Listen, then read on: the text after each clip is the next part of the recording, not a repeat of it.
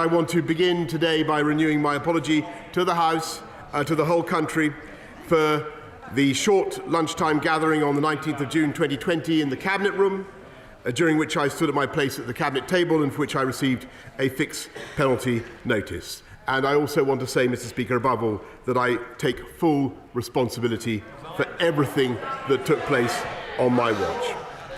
Sue Gray's report has emphasised that it is up to the political leadership in Number 10 to take ultimate responsibility, and of course I do.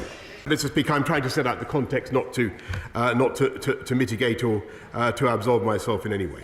The exemption under which they were present in Downing Street includes those circumstances where officials and advisers were leaving the government, and it was appropriate to recognise them, to thank them for the work that they've done. And it's clear from what Sue Gray has had to say that some of these gatherings then went on far longer than was necessary.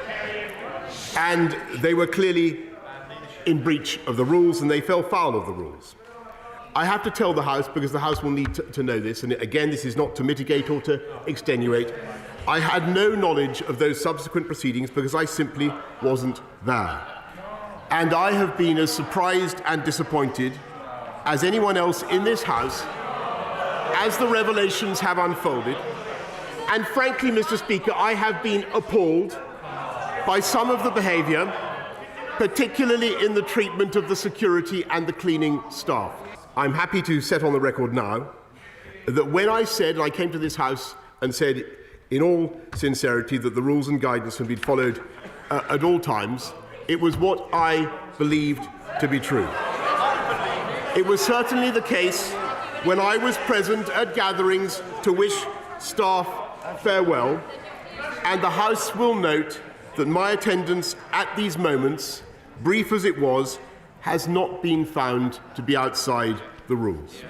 I am confident with the changes and new structures that are now in place, that we are humbled by the experience, and we have learned our lesson. And I want to conclude by saying that I, Mr. Speaker, I am humbled and I have learned a lesson, Mr. Speaker. That report lays bare the rot that under this Prime Minister has spread in Number 10. And it provides definitive proof of how those within the building treated the sacrifices of the British people with utter contempt. When the dust settles and the anger subsides, this report will stand as a monument to the hubris and the arrogance of a government that believed it was one rule for them and another rule for everyone else.